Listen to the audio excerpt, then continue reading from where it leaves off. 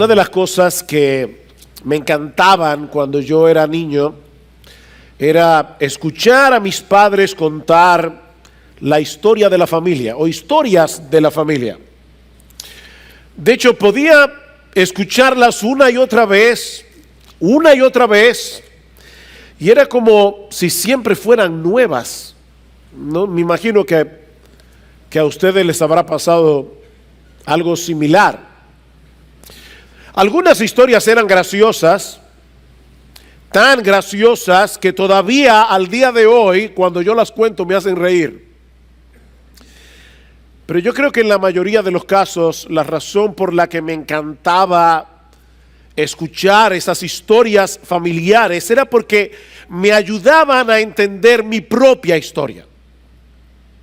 Aunque yo no lo veía tan claro en aquel momento cuando yo era niño, como puedo verlo ahora, esas historias me ayudaban a entender mejor de dónde vengo y en cierto modo por qué yo soy como soy, o por qué soy lo que soy.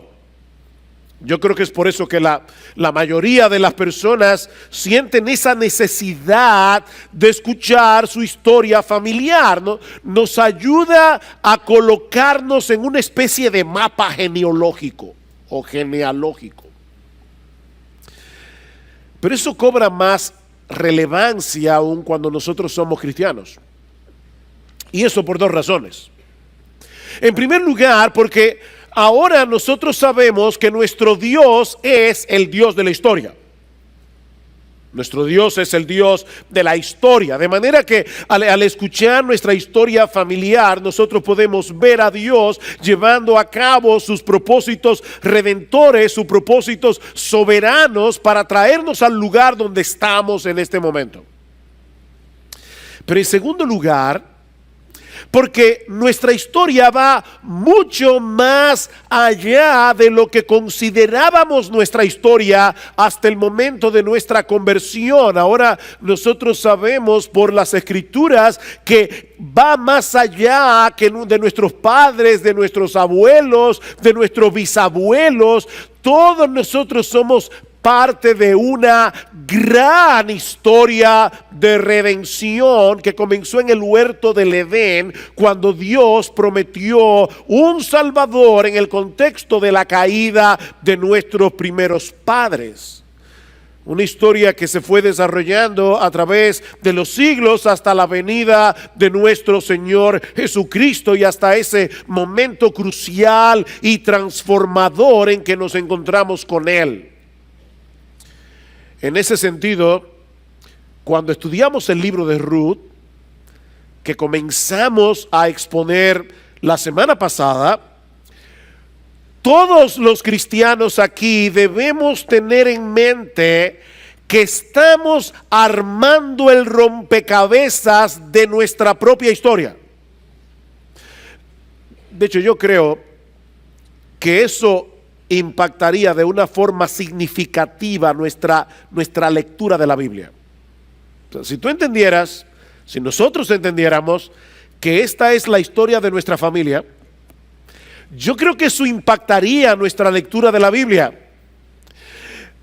Mis hermanos, todas las cosas que sucedieron hace cientos de años atrás para que Boaz y Ruth se encontraran, sucedieron por amor a ti y a mí si somos cristianos. El Dios de la historia estaba llevando a cabo su plan de redención para traer al mundo al Redentor prometido que habría de salvar nuestras almas. Yo quiero convencerte en esta mañana que la historia de Ruth es nuestra historia. La historia de Ruth es nuestra historia. La semana pasada nosotros dejamos a Noemí regresando a Belén con el corazón lleno de amargura por todas las cosas que le habían acontecido en el seno de su familia. Murió su esposo, murieron sus hijos, no dejaron descendencia. Noemí estaba devastada, así que ella llega a Belén con el corazón cargado, con su nuera moabita, y dice a las mujeres de Belén: ya no me llamen Noemí, que significa placentera, llámenme Mara, porque el Dios Todopoderoso me ha amargado la vida. Sin embargo, el libro termina con un rayo de esperanza en el horizonte. El capítulo 1 termina con un rayo de esperanza. Dice al final del versículo 2, y llegaron a Belén al comienzo de la siega de la cebada. Dios había preparado el escenario para dar un paso más en el cumplimiento de la promesa que le había dado a Abraham de que en su descendencia serían benditas todas las familias de la tierra. Ahora, antes de pasar a considerar el contenido del capítulo 2 del libro de Ruth, que nuestro hermano Leopoldo acaba de leer, es necesario conocer al menos dos aspectos de la ley mosaica que se encuentran en el trasfondo de esta historia. Si no entendemos esta ley, se nos va a hacer difícil entender qué es lo que está pasando aquí. Por un lado, Dios había establecido en la ley de Moisés que si un hombre moría sin hijos, como fue el caso de Malón, el esposo de Ruth, la viuda no debía dejar la familia, sino que el hermano del difunto debía casarse con ella para dejarle descendencia a su hermano fallecido.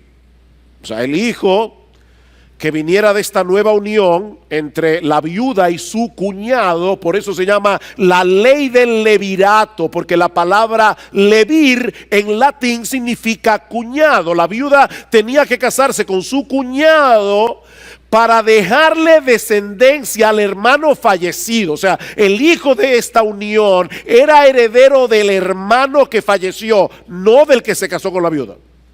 Eso es la ley del levirato. Pero por otra parte, también la ley estipulaba que si una persona empobrecía y tenía que arrendar su tierra, un pariente cercano podía redimir la tierra, es decir, podía comprarla de nuevo para conservarla en la familia. En otro mensaje más adelante vamos a ver las implicaciones de esta ley del Redentor con más detalles. Pero por el momento solo quiero señalar que Dios había hecho provisión en la ley para que las propiedades permanecieran dentro del clan familiar a través de un redentor. Cuando Noemí decide regresar a Belén, la razón de su amargura es que ella no tiene más hijos que pudieran casarse con sus nueras para salvar la extinción de la familia de Elimelech. Eso es lo que la tiene llena de amargura. No tengo más hijos.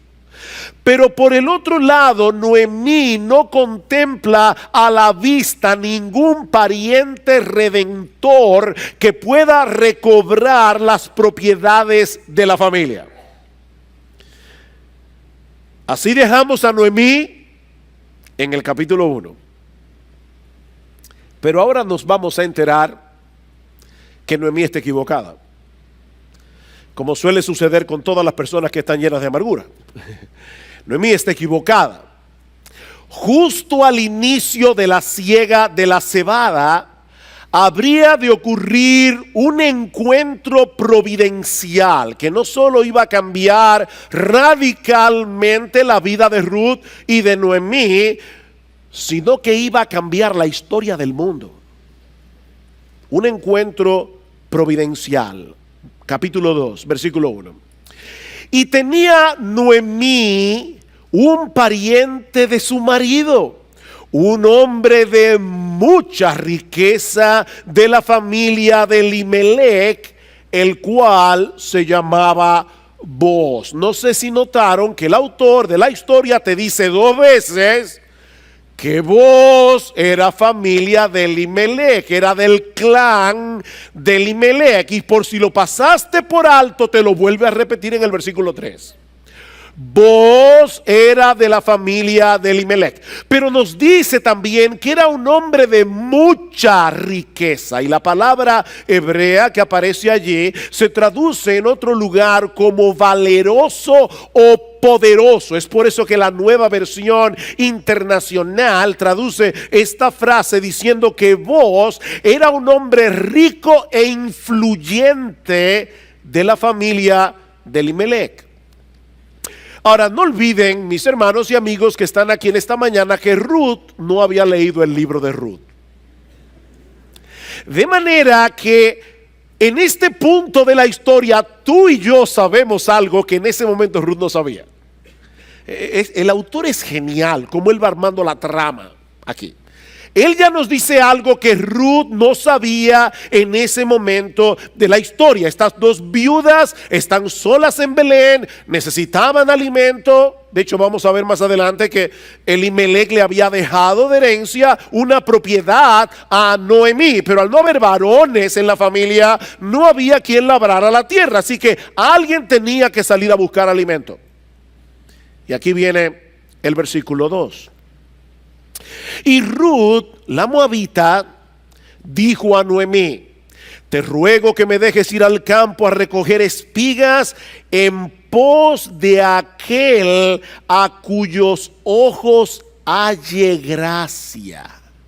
¿Recuerdan ustedes en el capítulo 1 cómo Noemí oraba por sus nueras y le pedía a Dios que su misericordia, su gesed estuviera sobre ellas? La palabra gesed en hebreo es una palabra muy difícil de traducir en español, pero da la idea de un amor de pacto, da la idea de esa fidelidad de Dios en su amor para con su pueblo, con el cual él había hecho un pacto. Y ahora Ruth le está diciendo a su suegra Noemí: déjame ir al campo a espigar, a ver si yo hallo gesed ante los ojos de algún propietario del campo. La oración que Noemí había hecho por sus nueras en el capítulo 1, ahora Dios la va a responder de una manera sorprendente, porque el Dios del Antiguo Testamento es el mismo Dios del Nuevo Testamento, que responde más abundantemente de lo que pedimos o entendemos.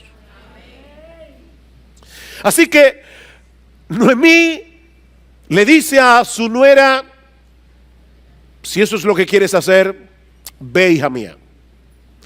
Y Ruth sale a espigar. Dios, en su bondad, en su gesed, había hecho provisión en la ley para el sostén de los pobres en general, para el sostén de las viudas y para el sostén de los extranjeros. Y es importante entender, mis amados hermanos, que esa era una de las maneras a través de las cuales Israel como nación iba a cumplir el propósito de su existencia. Dios había colocado a Israel en la tierra de Canaán porque era un paso obligado entre el norte y el sur, para que todo el que pasara por la tierra de Israel, a través de la bondad del pueblo, pudiera ver la bondad de Dios. Era una forma evangelística, era la manera como Dios quería dar a conocer su nombre en todas las naciones. Dice en Levítico capítulo 19: cuando ciegues la mies de tu tierra, no segarás hasta los últimos rincones de tu campo, ni espigarás el sobrante de tu mies. Es decir, los segadores pasan, hay espigas que se van a caer en el piso, no ordenes a tus segadores que pasen de nuevo. Que las espigas que caigan en el piso queden allí. Tampoco rebuscarás tu viña, ni recogerás el fruto caído de tu viña. Lo dejarás para el pobre y para el extranjero. Yo soy el Señor vuestro Dios. Déjalo para el pobre y para el extranjero. Y en Deuteronomio capítulo 24, en el versículo 19, vemos cuál es la razón que está detrás de todo esto. Dios le dice al pueblo de Israel en el versículo 22: recordarás, harás todo esto que acabo de mandar aquí, de no recoger las espigas en los rincones, etcétera. Recordarás que tú fuiste esclavo en la tierra de Egipto. Por tanto, yo te mando que hagas esto. En otras palabras, así como Dios fue generoso con ellos, librándolos de la opresión de Faraón, ahora ellos debían mostrar la misma generosidad con los pobres, las viudas y los extranjeros, que eran los más vulnerables a ser oprimidos. Ahora, mis hermanos, ¿ustedes recuerdan cuándo sucedió esta historia? En el tiempo de los jueces, en el peor momento de la historia de Israel. Y lamentablemente durante el tiempo de los jueces, estas leyes de protección no siempre eran tomadas en cuenta, como nosotros vemos en la horripilante historia del levita que llega con su concubina a la ciudad de Gabá. ¿Recuerdan en el capítulo 19 del libro de Jueces? De manera que Ruth estaba corriendo un riesgo al salir a espigar a los campos de Belén, sobre todo tomando en cuenta que ella era una moabita extranjera. Pero Ruth tenía fe en el Dios de Israel, no en los israelitas. Y amparada en esa fe, ella decide salir al campo a buscar alimento. Versículo 3. Partió pues y fue y espigó en el campo en pos de los segadores. Los campos no tenían letreros. Ni siquiera tenían verjas. De hecho, yo recuerdo cuando era niño, una de las historias que mi papá me hacía es que cuando él vivía en Palestina, uno tenía derecho a entrar en cualquier campo y comer del fruto que estuviera en el árbol. Tú no podías llevarte el fruto fuera del campo, pero todo lo que tú pudieras comer adentro no había problemas. Era una forma de calmar el hambre de las personas. Los campos no tenían verja, los campos no tenían letrero. Así que Ruth sale a espigar, versículo 3 en el medio, y aconteció, y la palabra hebrea aquí es también difícil de traducir, porque lo que el texto dice es algo como esto: y de manera casualmente casual, la parte del campo a donde ella llegó le pertenecía a Booz, que era de la familia de Elimelech. Ahora, por supuesto, mis hermanos, el autor de Ruth no cree en la casualidad. Más bien, él nos está permitiendo ver la misma historia desde dos ángulos distintos. ¿Ustedes han visto esas películas donde se parte la pantalla en dos y tú estás viendo dos escenas al mismo tiempo?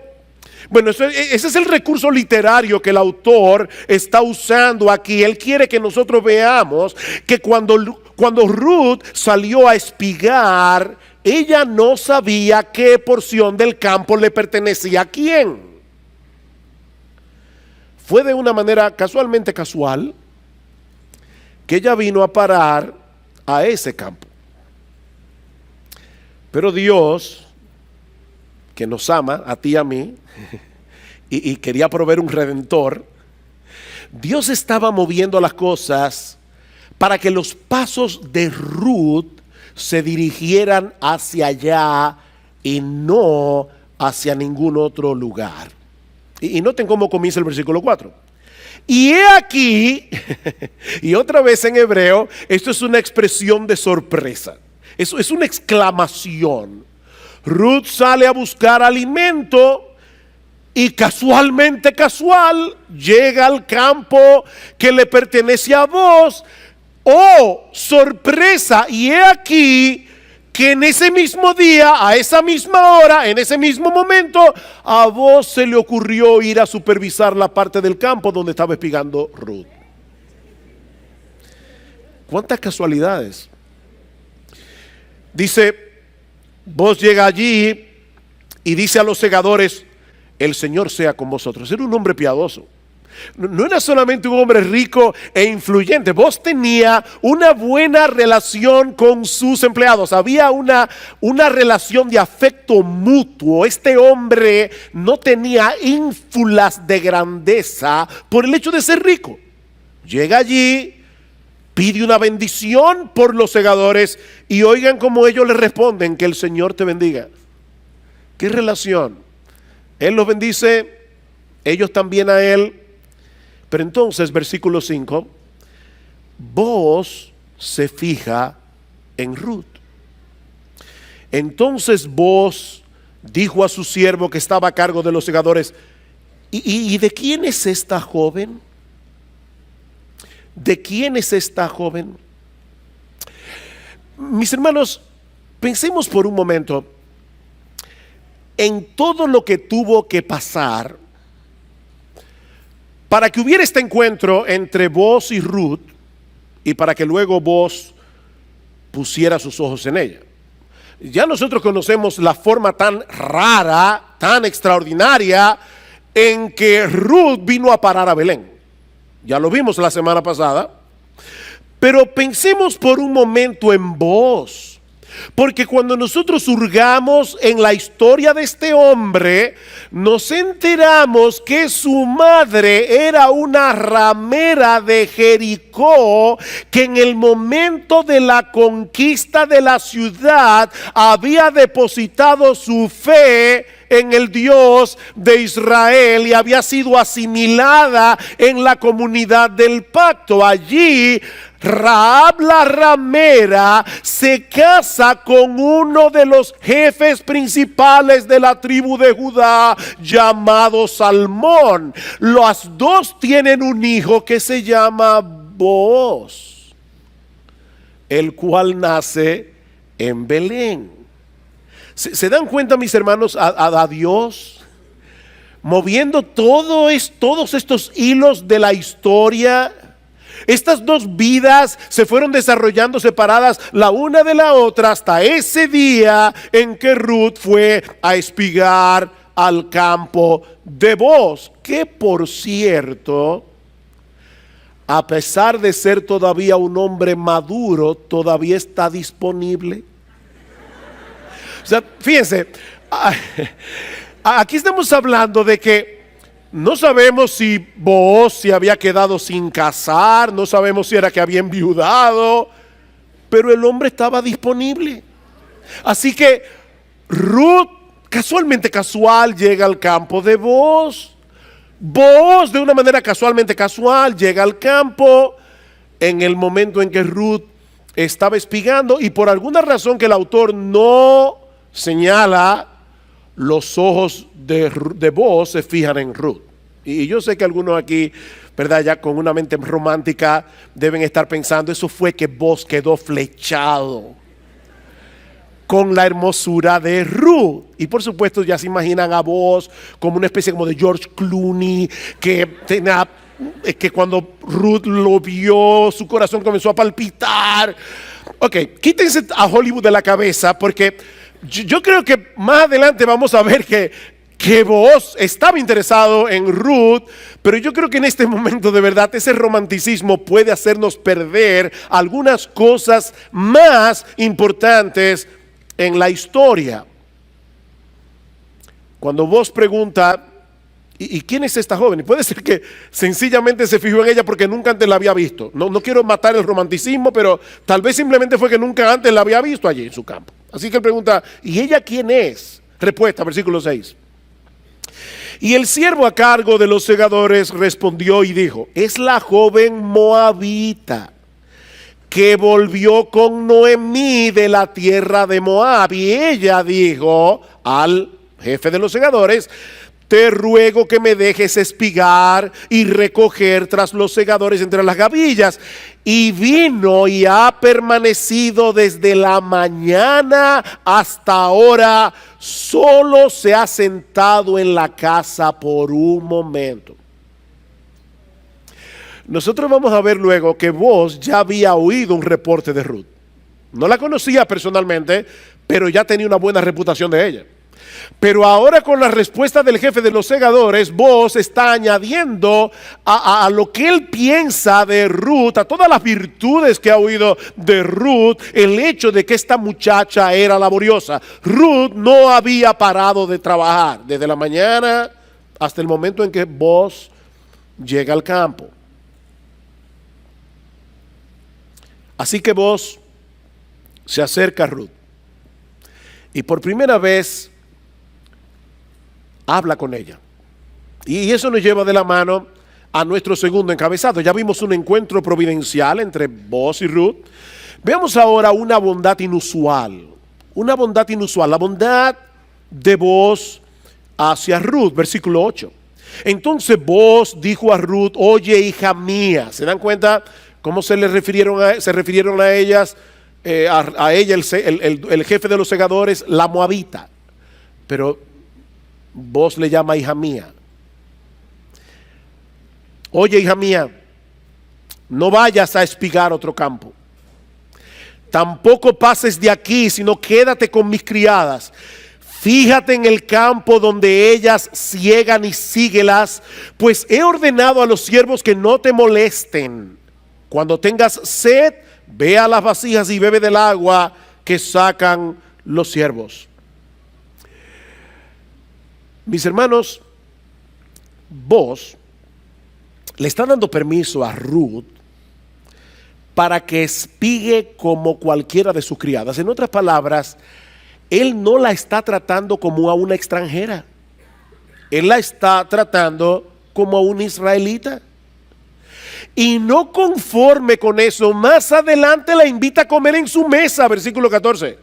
Y a la hora de comer, vos le dijo, ven acá para que comas el del pan y mojes tu pedazo del pan en el vinagre. Así pues ella se sentó junto a los segadores, y no pierdan de vista ese detalle, y él le sirvió el grano tostado. Él se lo sirvió. Y ella comió hasta saciarse y aún le sobró. O sea, vos le sirvió un plato a Ruth. Le sobró. Ella se fue de allí con un doggy bag. Lo vamos a ver más adelante. Dice, y cuando ella se levantó para espigar, vos ordenó a su siervo diciendo, dejadle espigar aún entre las gavillas, no la avergoncéis. También sacaréis a propósito para ella un poco de grano de los manós y lo dejaréis para que ella lo recoja y no la reprendáis. Y ella espigó en el campo hasta el anochecer y desgranó lo que había espigado, y fue como una efa de cebada, es decir, casi 40 libras de cebada en un día.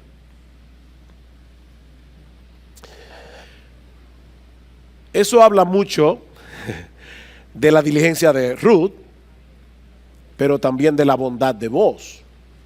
Y ahora los románticos me van a preguntar, ¿y ahora, pastor? No podemos decir que este hombre está flechado. O sea, miren todo lo que él hace por ella. Le pide que se quede en su campo, él se lo pidió. Se asegura de que no sea maltratada, de que nadie la avergüence. La invita a comer en su mesa y le da una provisión súper abundante. Puede ser que el autor quiera que nosotros leamos entre líneas que algo está pasando aquí en el corazón de Boaz. Sin embargo, antes de ver la respuesta de Boaz, de por qué él está tratando a Ruth de esa manera, veamos la pregunta de Ruth en el versículo 10. Ella bajó su rostro, se postró en tierra y le dijo, ¿por qué he hallado gesed? ¿Por qué he hallado gracia ante tus ojos para que te fijes en mí siendo extranjera? Ruth está preguntando aquí lo que el lector del libro se pregunta cuando lee acerca de la bondad de Boaz. ¿Por qué Boaz está siendo tan bondadoso con ella? Era viuda, era pobre, era extranjera. Ruth estaba en la parte más abajo de la escala social. Eso es lo que nos está diciendo el autor. Así que Ruth está muy consciente de que ella no tenía ningún derecho. Tal vez cuando ella salió de la casa esa mañana en busca de alimento, ella sabía que se estaba exponiendo a ser maltratada, a ser avergonzada por el hecho de ser una moabita. Por eso ella reacciona con asombro y reacciona con gratitud y humildad ante la bondad de Boaz. ¿Saben por qué? Porque ella sabe que no lo merece. Ella sabe que no lo merece. De hecho, más adelante, en el capítulo 13, en el versículo 13, Ruth le dice a Boaz que ella ni siquiera estaba a la altura de sus criadas. Miren, mis hermanos, ese espíritu es tan extraño en el día de hoy. Nosotros peleamos tanto por nuestros derechos. Ese espíritu es tan extraño, pero es lo que la gracia está supuesta a hacer en el corazón de una mujer creyente.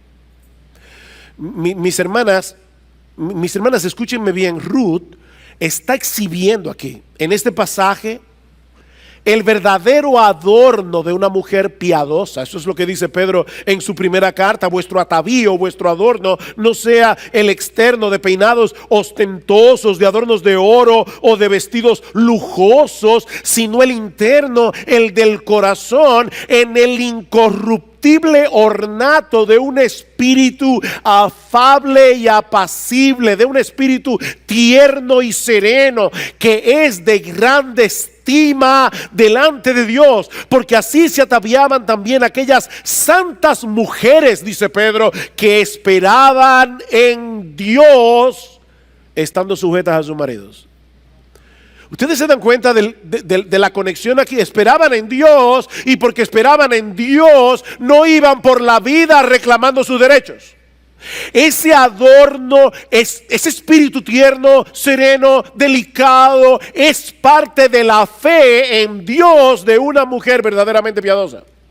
Una cosa es consecuencia de la otra. No todas esas santas mujeres de las que Pedro está hablando aquí tenían el mismo temperamento ni la misma personalidad. Algunas eran introvertidas, otras eran extrovertidas, pero independientemente de la personalidad, lo que Pedro está diciendo es que todas esas santas mujeres exhibían ese adorno incorruptible de un espíritu tierno y sereno, que es de gran estima delante de Dios. Y ahora déjame hacerte una pregunta, y esta pregunta va tanto para los hombres como para las mujeres.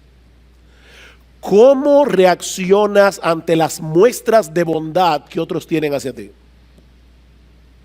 ¿Cómo tú reaccionas? ¿Lo das por sentado? Porque aunque no lo digas con tu boca, en el fondo de tu corazón piensas que te lo mereces.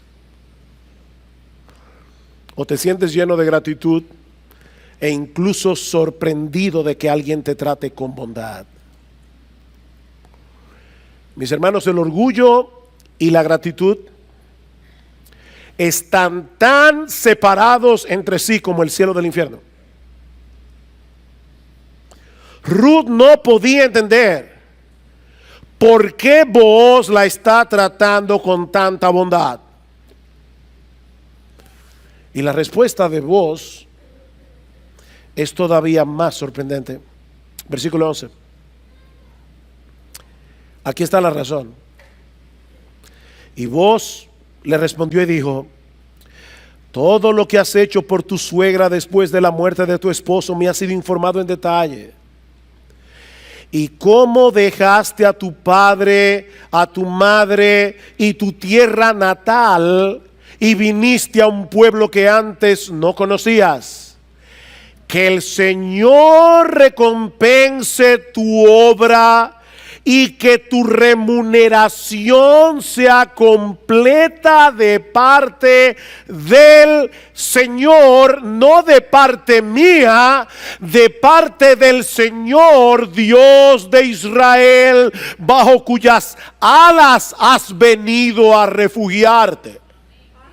De alguna forma había llegado a oídos de Booz lo que Ruth había hecho por su suegra Noemí, y cómo ella había decidido cortar radicalmente con su pasado religioso para venir a refugiarse bajo las alas del Dios de Israel. De manera, mis hermanos, y aquí está la clave, Booz se veía a sí mismo como un instrumento del Dios que es fiel a su pacto para con una moabita que había venido a refugiarse bajo la sombra de sus alas.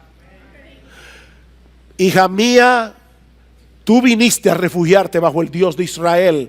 Yo solamente soy un instrumento de ese Dios para mostrarte su bondad para contigo.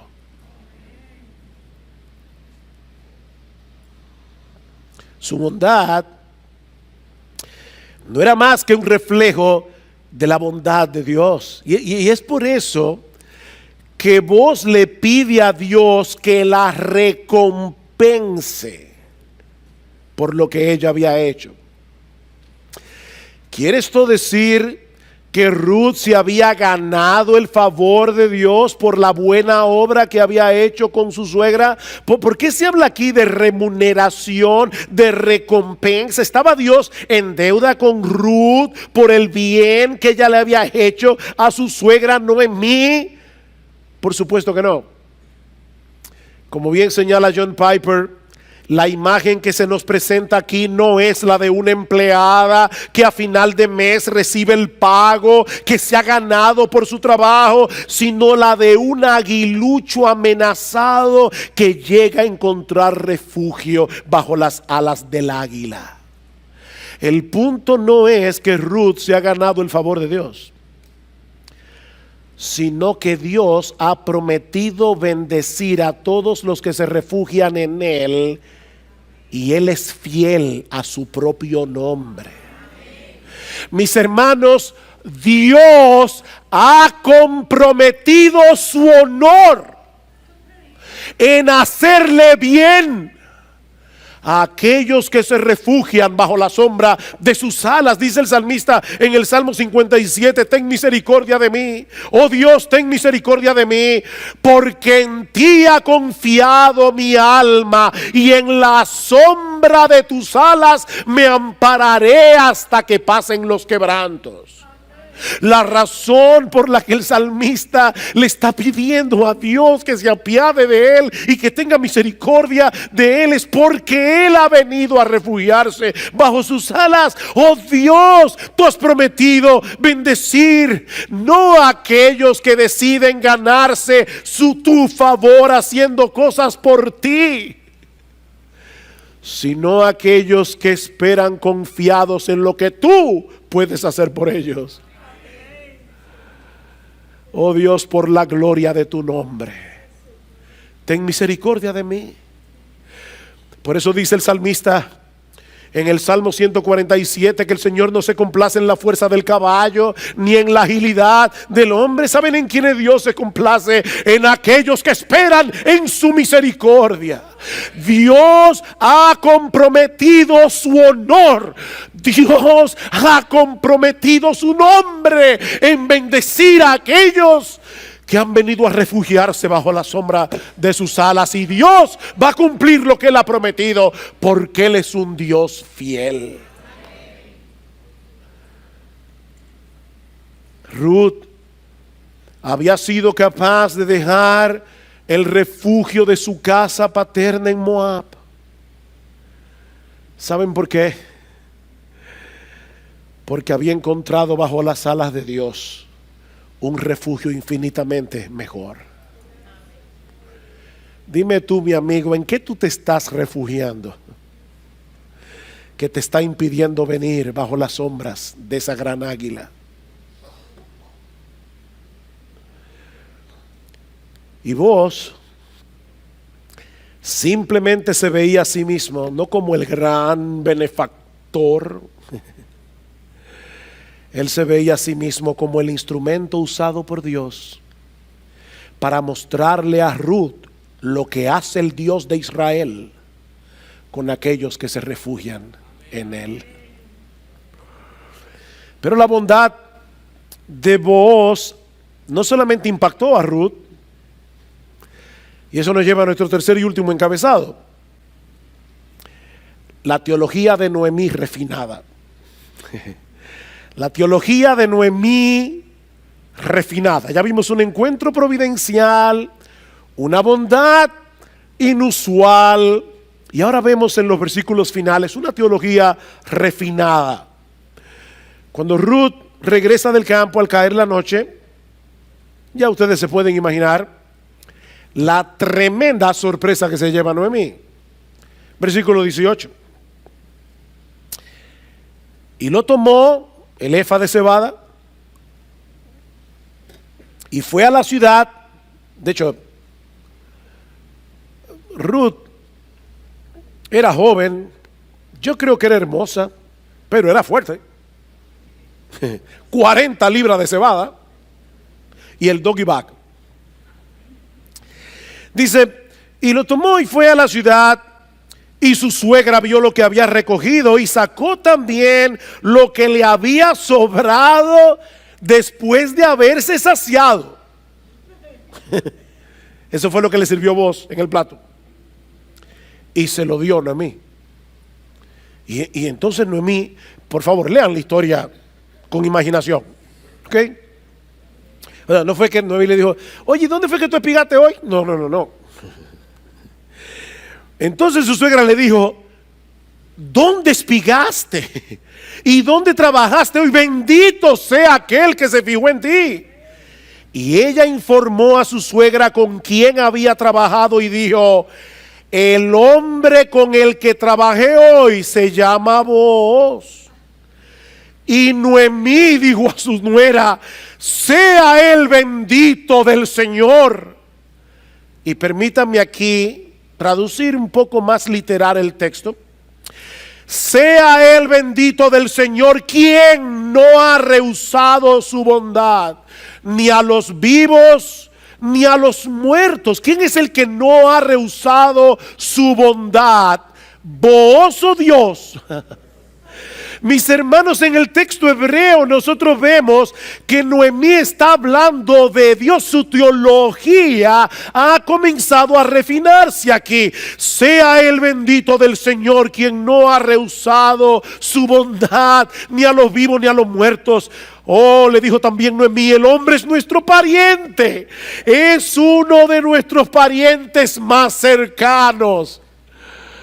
Él puede redimirnos. Eso es lo que Noemí le está diciendo.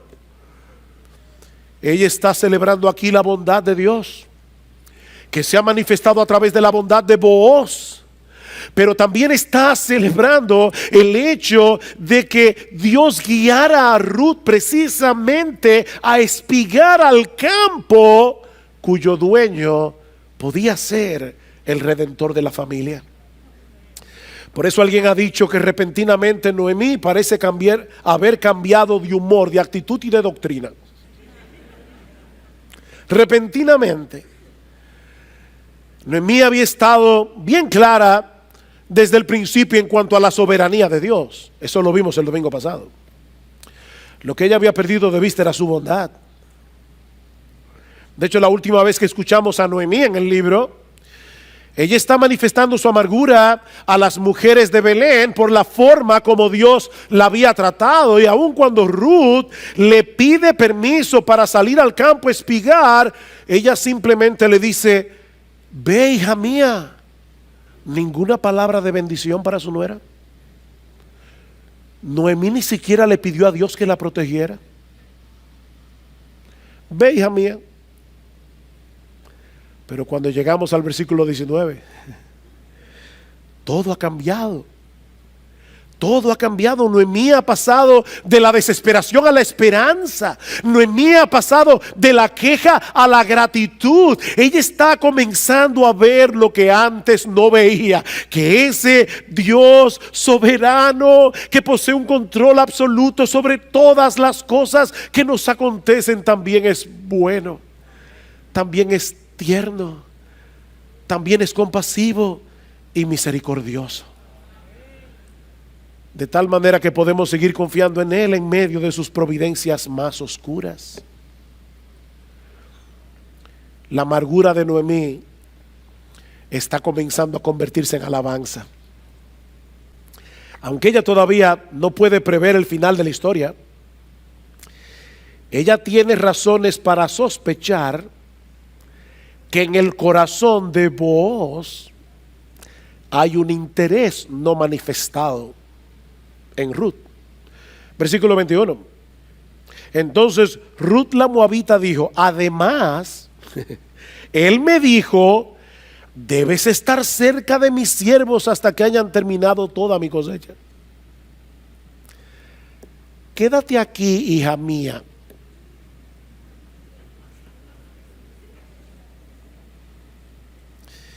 Y Noemí le dice, sigue su consejo. Versículo 22. Y Noemí dijo a Ruth su nuera: es bueno, hija mía, que salgas con sus criadas, no sea que en otro campo te maltraten. Y ella se quedó cerca de las criadas de Booz, espigando hasta que se acabó la cosecha de cebada y de trigo, que duraba 3 meses. 3 meses. Yo sospecho que Noemí tenía la esperanza de que en esos meses, yendo todos los días al campo, Booz le dijera algo. Y de hecho, permítanme especular un poco, pero ya me imagino todos los días: ¿y cómo te fue hoy, hija mía? Todos los días. Y Ruth le decía: estaba espigando y esto fue lo que traje. ¿Te encontraste con Booz? ¿Te dijo algo? No. No, él me sigue tratando bien. Pero termina la cosecha de cebada y de trigo y todo sigue igual. De manera que el autor del libro concluye toda esta sección en el capítulo 2 con las palabras finales del versículo 22. Y vivía con su suegra. Vivía con su suegra. Se acabó la siega, nada pasó. Y Ruth sigue en casa de su suegra, Noemí. Por supuesto, Noemí no estaba dispuesta a quedarse de brazos cruzados, esperando pacientemente que pase lo que tenga que pasar. No, ella comenzó a tramar un plan. Pero eso lo veremos el domingo que viene. Por ahora, solo quiero dejar 2 cosas en vuestras mentes antes de concluir.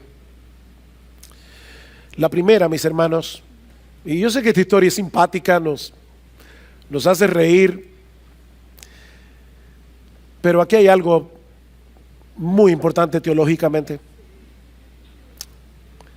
Mis hermanos, esta historia nos enseña la enorme importancia de estar apercibidos todo el tiempo de la bondad inmerecida de Dios en nuestras vidas. Fue por perder de vista la bondad de Dios que Noemí se llenó de amargura. Pero fue al percibir la bondad de Dios a través de este encuentro providencial entre Ruth y Booz que su amargura se convirtió en esperanza. De hecho, nosotros podemos llegar más lejos y decir que fue por la bondad de Dios que Booz fue bondadoso. Y fue por esa misma bondad que Ruth reaccionó con gratitud.